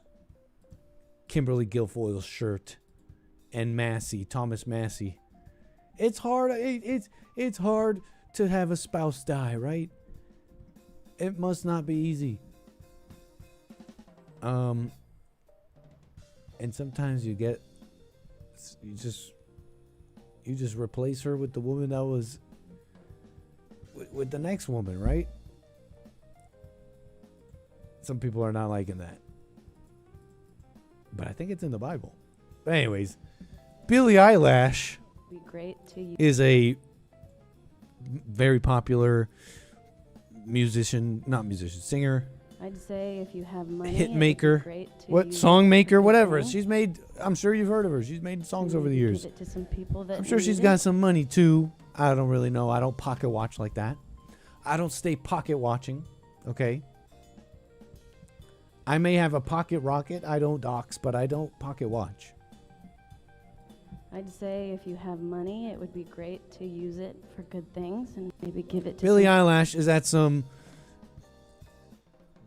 Billie Eilish told a crowd of the wealthy elite to give away some of their fortunes. I'd say if you have money, it would be great to use it for good things and maybe give it to some people that need it. And love you all, but there's a few people in here that have a lot more money than me. And if you're a billionaire, why are you a billionaire? No hate, but yeah, give your money away, shorties. Love you guys. Thank you so much. This is extraordinary. And I wouldn't have even cared. I wouldn't have even cared. Who cares? Some dumb woman, she's got some money. She's got a little money, and she's like, let me be stupid with my money. Wow, another classic story as old as time. Okay, let me be a silly, frivolous woman with my money and my opinions and try and tell people how to say frivolous, silly things that have no place in reality. She's got all this money. She's telling these billionaires, why are you a billionaire? An assumption of evil. Such a shallow, immature thing to do. And we want to let these people run stuff like you think she's just a young girl. She's not like a Margaret Thatcher, Nick. She's not like it's the spirit, folks. And look, and we don't have a bunch of Margaret Thatchers running around. I don't even think she was like great or anything. It's just she's like sometimes a standard. And it's like, have you seen the women leaders, the AOCs and all that? They think like this Billie Eilish person. And again, I wouldn't have even cared. But this is how the adult men of the world respond to it. This is what the adult men, the generations older, those who were giving the keys over, etc. So I'm not overreacting. This is an abomination in the end of society. I'm not overreacting. No, you're overreacting. So whatever, frivolous, silly things. I know that she's also donating. She's pledging to donate $11 million after this. She's like, which is like a big chunk of her net worth. I heard it's like a third, something like that. But that's not proof of anything. That's proof that she's even dumber. She's like, let me tell these billionaires, assume things about them, and assume all these things about how the world works. Has no idea how it works. Let me use my and so let me pledge my money, and she pledged it to like LGBT and all this crap. She's like, okay, thanks for showing us how to further waste your money and give it to and be a pawn for corrupt people. Folks, the people who want to fight hunger and fight homeless and fight for the LGBT rights, they're all liars. There's more homeless, there's more mentally ill. They're not fixing those things. It's a scam. And she just proved it to us that she's a silly, frivolous person, right? Again, we shouldn't care. This wouldn't even been a topic. But look at how the adult men Thank you so much. react to This this. is extraordinary. Billie Eilish will be donating. I don't know why he said that wrong. Will be donating proceeds from her Hit Me Hard and Soft tour to support organizations, projects, and voices dedicated to food equity, climate justice, reducing carbon pollution, and combating the climate crisis. That donation. That's like, so he said food equity, and then he just said climate change 6 different ways. Ladies and gentlemen, that in the climate crisis. That I want to see the person, the proposal, who went to Billie Eilish and was like, hey, donate to your $11 million for these following things. And she was like, cool, what's this for? And you're like, food equity. And they're looking at each other, climate change and the climate and the change of the climate and quickly. What else? And the changing of the climates in the change. Like, I want to, who did this proposals? They got you, Billie Eilish. Reducing carbon pollution and combating organizations, projects, and voices dedicated to food equity, climate justice, reducing carbon pollution, and combating the climate crisis. That donation, ladies and gentlemen, That's just climate change 4 times. will be $11.5 million. And he's like, folks, this is a real thing. Do you hear the tone in his voice? It's like he's talking about a daughter. It's like he's talking about a little girl going like, guys, clap for her. Give her that gold star. She's really doing something amazing. And she's like a full adult with far too much money and can vote. A full adult. She's like, this is really important, folks. Clap it up, okay? And also, it's time to just give society unto her. What else did you want? Oh, you've committed the greatest Holocaust in American history on all the unborn children. It's a fetus, okay? I'm Stephen Colbert. That's just a fetus. This is an intelligent woman. Clap it up for her. Clap it up. Like, it's the end of society. It's the end of America. So I'm not overreacting, okay? I'm not overreacting. Here's the funny thing. She's talking about climate change. Whatever scammer came up to her with the proposal, like, please donate to us for the following.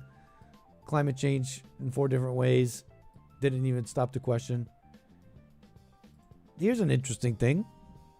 Here's an interesting one that we're going to have to look into this a little bit together. Right before I started my show here, I had seen this. Bill Gates defends contentious climate shift. I'm not even familiar with the details of this shift, but I'm hearing some interesting things are going on with Bill Gates here. A stunning claim about climate change. Let's read some of this. In a stunning and significant pushback to the doomsday climate activist community, Bill Gates, leading proponent for carbon emissions reductions, published a remarkable essay Tuesday that argued resources must be shifted away from the battle against climate change. Instead, Gates argues the world's philanthropists must increase their investment in other efforts aimed at preventing disease and hunger. Climate change is not going to wipe out humanity, he argued. Wow. And past efforts that strive for achieving zero carbon emissions have made real progress, but Gates said that past investments fighting climate change have been misplaced. Too much good money has been put into expensive and questionable efforts. Oh, haven't the common sense people been saying this forever? Although Gates said investment to battle climate change must continue, he argued that President Donald Trump's cuts to USAID threaten a more urgent problem. So he's a liberal. He wants the money to flow. We need them for the humanitarian stuff. But he's maybe kind of thinking some of things here. Like, okay, maybe the world's not ending like they were trying to say. Ain't that funny? Ain't that interesting? Let me see if we can get some footage on this. Let the carbon flow. Let the carbon flow. That's funny. American native. Let them flow. What am I looking for? Bill Gates.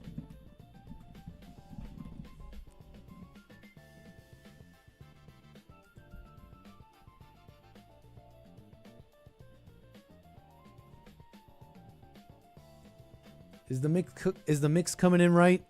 Am I too loud or is the music too loud?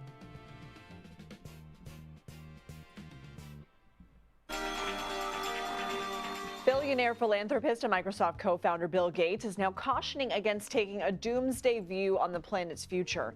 Gates once described climate change as the most urgent challenge humanity has ever faced. In a new essay, yeah, about that. You know, it's like we're watching this. We put all this money to it. It's not fixing China. All these other countries are on this upswing. We're going to be left behind. We didn't think this through. Raising alarm about the immediate impacts of poverty in a warming world.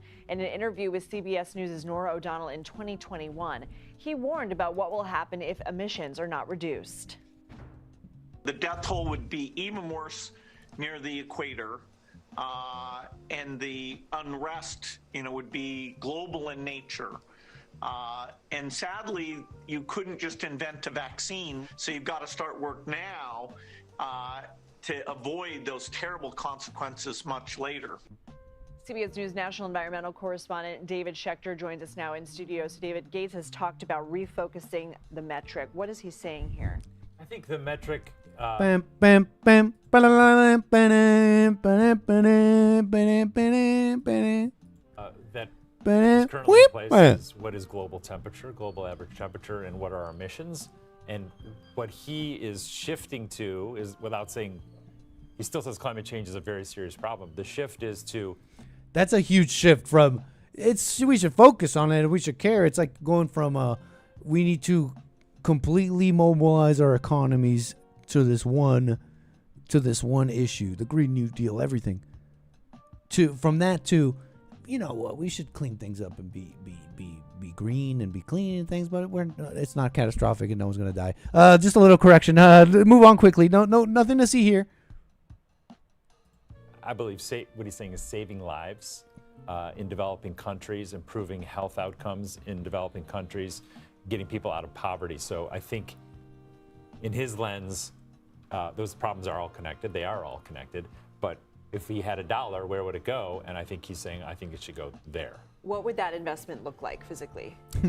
It's programs, it's health programs, it's education, it's medicine. You don't know. All the things that he's already involved in developing. You're looking into the ether for an answer. Nations, and tomorrow Bill Gates is going to come out and he's going to say the traditional family is what's needed. You think a little pain in his life maybe has had him examine some things? I don't know. The traditional family is what's needed. The man and the one man and one woman is a marriage for the best procreation. You're going to be on this panel again, buddy, whatever your name is, going like, actually, I mean, that's the reason that's good and the reason why this means that is sort of sunsetting. You don't know of his philanthropy. You don't know. That invests Bill Gates is a wild card now in climate solutions and I'm hamming it up. Green energy solutions. So what I'm hearing you say is that he's not necessarily saying this is less of a problem. This isn't as dire as this is as dire as He literally said that. One said it is. Am I understanding that correctly, or is he saying, no, I have a complete change of heart when it comes to climate change? I think you're right on. It's nuanced what he's saying, but I don't think he's changed his position at all on climate change. This is a threat. It's very. I don't know. It sounded pretty interesting. What's this? Bill Gates hits back at Trump after climate memo response.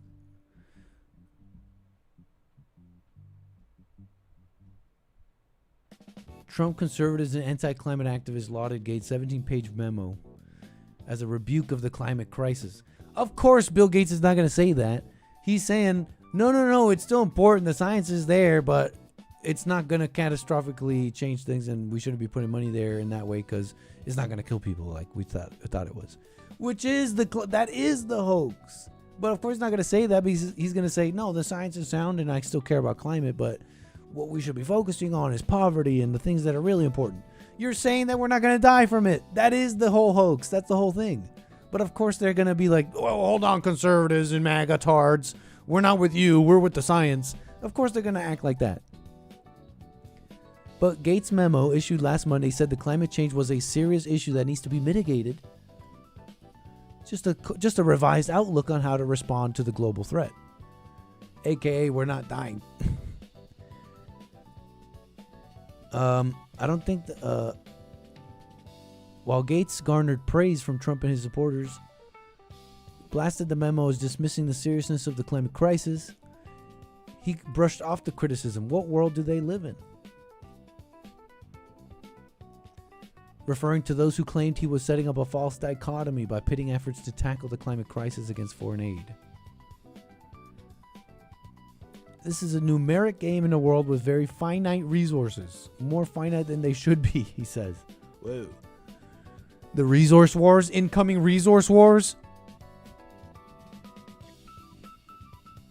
The current doomsday outlook for Earth's future is causing people to focus too much on near-term emissions goals. That is the whole hoax, though. It's right here, folks. Look. In the new memo, Gates wrote that the current doomsday outlook for Earth's future is causing people to focus too much on near-term emissions goals. That's the whole thing. We need to get to zero carbon. We need to get to zero emissions because it's a doomsday. He's saying the doomsday outlook, we shouldn't have a doomsday outlook, and it's making you guys care too much about the near-term emissions. Like we're gonna like it's the greenhouse gases, and we got to all stop running cars.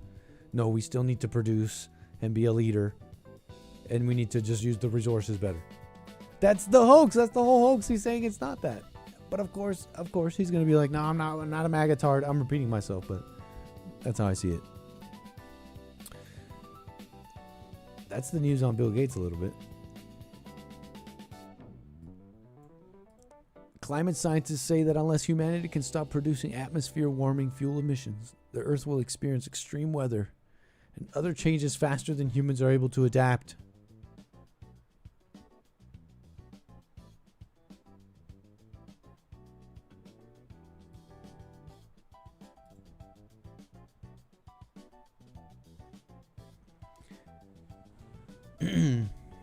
The billionaire claimed that climate change wouldn't lead to humanity's demise or the end of civilization, and said the temperature is not the best way to measure climate progress. It's over. Bill Gates is deeply misguided on climate. The climate scientists, no, they're going to stop our money train. Bill Gates, shut up. You already got yours. Let us get ours. Shut up, Bill Gates. You're going to dry up the money train. What the heck, Bill Gates? They're apoplectic. The money's drying up. Maybe. Right? Because we're going to use the funds better, like Bill Gates is saying.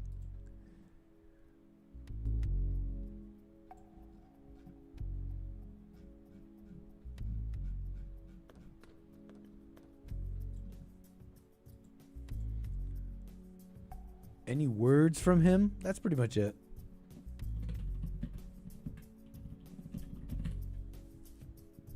I want to get to my calls here.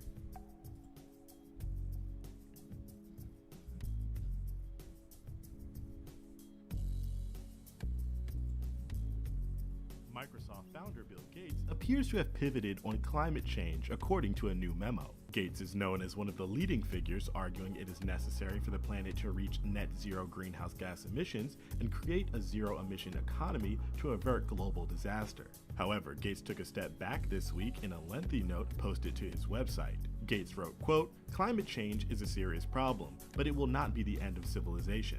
In his latest take on the climate debate, Gates suggested that doomsday activists have failed to take a holistic assessment of global warming. He argues activists put forward policies that have only further burdened impoverished countries and communities without providing the tools to evade the consequences of climate change. His evaluation is in line with Energy Secretary Chris Wright, who says climate change as an issue should not be prioritized over poverty and human health. The change comes over a month after Gates' most recent visit to the White House, where he joined other major tech leaders for a dinner at the newly renovated Anyways, Rose Garden. Gates I want to get is to now my focused calls. on helping people escape the immediate and looming consequences of climate change, despite the year of work by his charitable organization, the Bill and Melinda Gates Foundation, and his previous writings. So it's just going to be an endless support for the world. I mean, it's just endless aid. They were supposed to get better, no?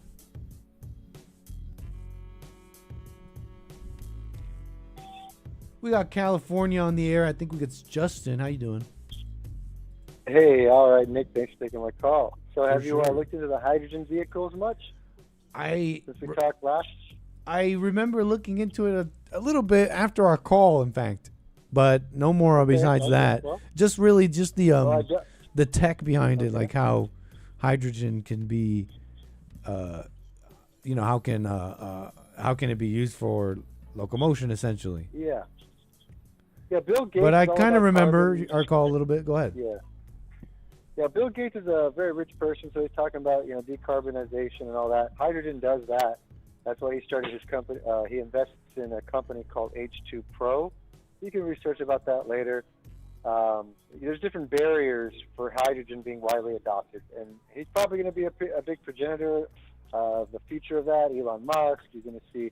But yeah, Trump and Putin really promote petrol, and what they do is they kind of I don't know if it's instigate or they kind of like use tactics where energy is restricted or if you purchase it, and it's all about oil. So they're selling gasoline and they're continuing wars. But like the NORAD pipeline and that ran through the Ukraine, that's why they want it. So if you can just see how hydrogen is a way for people to, you can save money on a vehicle. It's great deals out there, or you could just support it, not for the environment, climate change, and that's great too, but the fact that you're not supporting war. Your money does not go to war. Oh, okay. I think I'm following. I mean, you're describing both the just superiority of hydrogen vehicles possibly, but also its connection to our dependence to something like petrol, and a dependence to oil and petrol is also tacitly it's in support of more war. Is that fair? What you're saying? Yeah, you got it. Yeah, I think there's a. Are you positive of that? thought of. Are you positive of that, or do you just kind of gather that? Like, how Yeah. do you know this? How do you are you Yeah. positive? Are you I kind of gather it. No, I kind of gather it. Yeah, it's like a gathering stage. I'm still learning. I'm always learning, but I think Because it's you great mentioned path a to number of peace. things. You mentioned NORAD, and it's like, because like I mean, I think anybody can say. I mean, we're using it because we need it. Because it's a, I don't know. We need it. It seems don't like need it. it. I mean, No, like and it sounds like you're not no, sure like- of it. It sounds like you're not sure of that. No, I'm positive we don't need it actually, and I know that it's great to say drill, baby, drill, and Trump 2025 all the way. It's a great year, but there are some things that the administration should reevaluate for our dependency on oil and how other countries manipulate. Won't people just And we fight should over take part in hydrogen? that. Off of oil? But won't people just fight over hydrogen or whatever? No, that's a misconception. I would say that you could think, if one fuel source is now another fuel source, everyone's going to fight over it. No, it's plentiful. It's kind of like how Starlink can provide free internet to anybody. They can shut down the internet. They could put on internet. I mean, there's a lot of great power, a lot of resources that could be available. Water, hydrogen. It's very plentiful. So, But you're not going to answer what you're saying. You're not going to answer what you're asking without first answering things like, why do people even fight? Do you think that if there was no oil or something like, you'd have to answer something like this is one of those old questions of society. I mean, are people fighting over resources or which one came first? It's like chicken before the egg. Yeah. Is it that there's finite resources Yeah. and people are fighting for that, or is it the other way around? There's the people can subsist, but the human nature is dark and they need to own or something. Like what? You'd have to start human there. nature to purchase something, to own something, to obtain it, to possess it. It has to attract someone to buy it, right? So you have to see it either as scarcity, which most of the time is what it's used. Like get this now, it's going to run out. But scarcity is not where Just you have back to keep off your drilling phone to a bit. obtain it. Just back off your phone a little bit. Just back off. There on you my go. phone? That's better. Okay. Yeah, so like scarcity is where like if they say, oh, we only have a certain amount of fuel, so therefore the price has to be this high. And so people will purchase things because they think they don't have it or they need it, but humans don't need that much actually. And so a lot of the exorbitant costs that they charge for gasoline obviously didn't go down because Trump became president. And if you even drill more and you manufacture more, it's not going to bring the price down really. It's there's battery EVs and there's hydrogen, there's alternative sources, so it doesn't deplete it. People shift from one thing to another, and the hydrogen is very plentiful, like I was trying to say, and water, oxygen and water is very plentiful. So the world can use these things to power their vehicles, for buses, for People trains. fight over water. You say water's plentiful. It says hydrogen. It's just water. We're not going to fight over that. What are you talking about? There's stockpiles for people fight over water. Because of scarcity. Because of scarcity, people aren't going to think they need to purchase something or fight over it because it's plentiful. And that's something that is not harnessed. Just like I was saying with Starlink, it's like It costs free money internet to service produce could be hydrogen. available, but it's not being utilized. It costs money and expertise and knowledge and engineering to produce this at regular temperature, usually volatile molecule into the form it's in for usage of fuel. So no, it's not just water. It's not you can just use like it to power a house. You can use it. But what I'm saying is, if it's not you're at an just like outdoor concert. water. If you have refugees that need water, or electricity. We're just talking about power right now. Electrolysis through hydrogen and oxygen. It's expensive. So you can use what's plentiful, which is water and oxygen, create electrolysis, which creates power like electricity. That costs money. And then people can utilize it. Huh? That costs. Yes, oil costs as well, and that's the blood, oil for blood. People fight over it, and it's not going to be more people fighting over something that's more plentiful. Only if it's more scarce, and that's what the claim is. Oh, we don't have enough. We need to drill our own, and it's kind of a mindset that is portrayed as of scarcity, and that's what causes people to fight. So do you believe the scarcity is like put on? It's not true? Not true.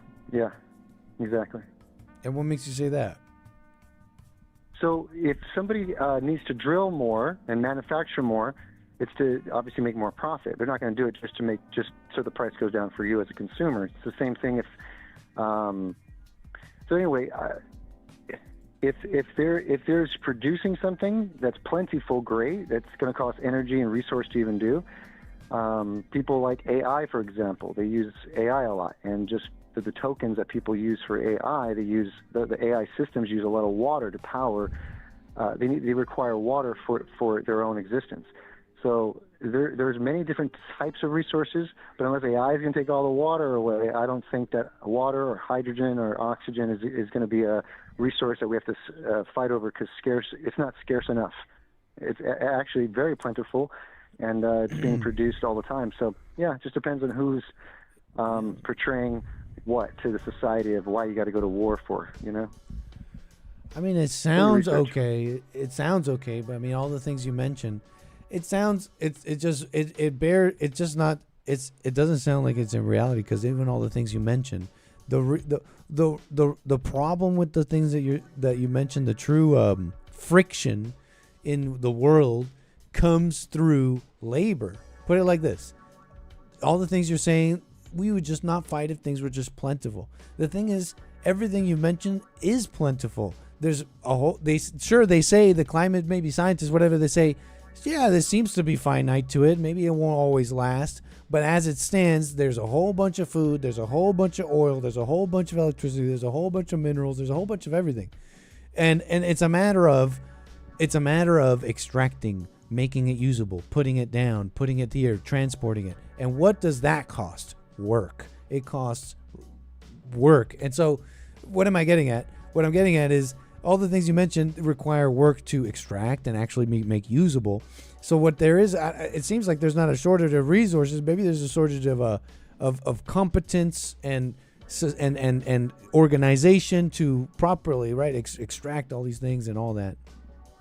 And I gather too, I see a lot of lazy people now. I know I'm being quite crude and I'm summarizing a little bit much here, but I see all this aid coming out of our country, and these countries that you're getting, there's a lot of noise coming from you, but these countries getting all this aid and all that, it's like you're saying there should just be more plentiful, bountiful, more and more. But I see there's quite a bit of that, and I think people have gotten lazy maybe a bit. That's just my impression. These countries, they say they got colonized. I'm thinking of these countries, they say they got colonized and now they're worse off. And they got all these resources. What I'm seeing is they have trouble extracting those resources. Competence, tools, manpower, things they maybe gave up on when those colonizers left. So I don't know, man. Like, if there's just more resources, if it was just bountiful, we wouldn't fight. I don't know. Maybe. I just don't know. Sounds like we don't know, man. Sounds like you got to answer that question, maybe. But I appreciate your call.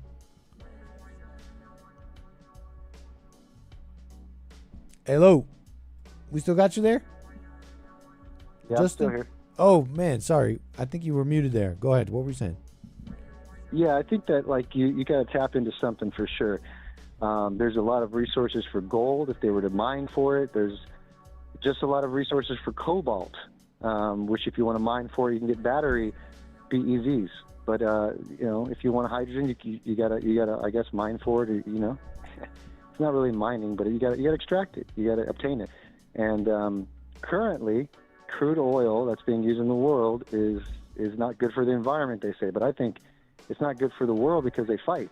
They have wars over oil. Okay? All right. I appreciate it, Justin. Yeah. Yeah. Right on, man. Can you call me again, sir? I think we spent plenty of time on this. Sounds good. Call me again. All right, bye. Wow, look at the time. 844-900-2229. If we get to you, squeeze you in the last few minutes of the show. I mean, we just didn't know what we were talking about there. We're just saying. But I mean, the overarching theme is like, if there's just more resources, we wouldn't fight. Oil is more finite than hydrogen, is the thinking. But I mean, come on, we'll fight. I think we fight over that. And even cobalt, the things he mentioned, aren't. It's like the big countries of the world are fighting. I noticed they call it supply chain issues. I'm not that educated, but you can start here. The thread is supply chain issues. This is what they talk about. They say there's big supply chain issues in certain manufacturing things. And one thing, for example, chips. Manufacturing of chips is like a collection of really difficult disciplines, and you have to have a source of a particular minerals to do this work. And I'm seeing articles from CNN, like big articles about how America is trying to secure lithium. China is securing. China is the only producer in the entire world of this or that mineral, and they have a stranglehold on this or that production. And I'm like, it seems pretty important and finite in those cases. I don't know, whatever. We don't know. Yeah, hydrogen seems like an interesting thing. Cool. Make it happen, Bill Gates. I don't know. Make it happen, smart people. Save us from ourselves. Give us infinite energy. Create infinite energy already so that you can end all wars. Please, Bill Gates. Dude, just create infinite energy already. Just create free energy already, Bill Gates, and stop all the wars. Duh. Right? Duh. Just create infinite free energy, Bill Gates. Like, duh. You dummy. That's basically that conversation, right? Like, duh, just smart people just create free energy for everybody else. And stop us from all fighting. And just free food and energy already. Just invent that already. I think that's what that conversation is.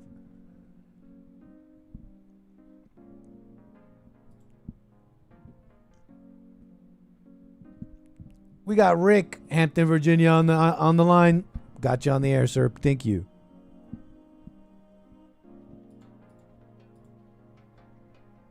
Oh, wait, hold. I believe Rick, Hampton, Virginia, on the air. Come off mute. Rick. Rick from Hampton, Virginia. Is it on my end? Brother Rick. Oh, wait. How about now? Are you hearing me now? Are we hearing you? I don't think it's on my end.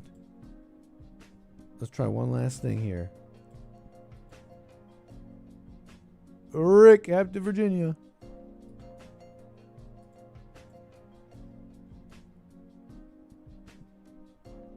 Come off mute.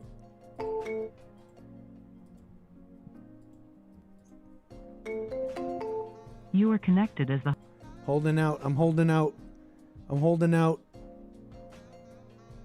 Hope that it's still on my end. One last try, Rick from Hampton, Virginia. How you doing, sir? You're on the air. Call me again. Folks, I think that's the show. I believe that's the show. I appreciate all my callers, the super chats, and all the support. And all my lovely viewers here who liked, subscribed, left a message, said hello, and all that. And even if you didn't.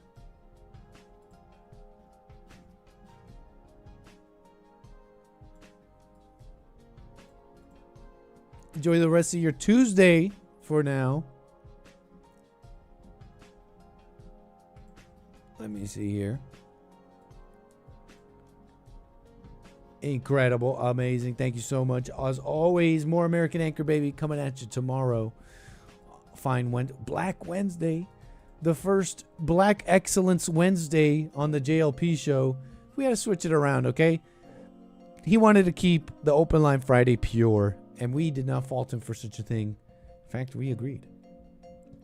So Black Excellence Wednesday on the JLP show. You don't want to miss it. You know, I really liked it. The more we thought about it, I was thinking out loud to the guys. It fits. Think about it. The first 2 hours of Black Excellence, right? It's like 2 hours of Black Excellence, and then the last hour is Manhood Hour for all men. But it's thematic. It fits. It calls back to the beginning of Bond, to the beginning of JLP show, and rebuilding the black family by rebuilding the black man, and how that message fits for all people. How when I hear Jesse talk about black mamas and all that, I really see my family, and they're decent people because I see the spirit of what he's talking about, and how it's so deep, how we can all learn about that. So it totally makes sense. So you get 2 hours of Black Excellence, and then the third hour is Manhood Hour, and it's what the black community needs and what the world needs. So that's going to be on the GOP show. Don't miss it. More American Anchor Baby tomorrow and all that. Amazing. Take care, folks. See you tomorrow. Peace.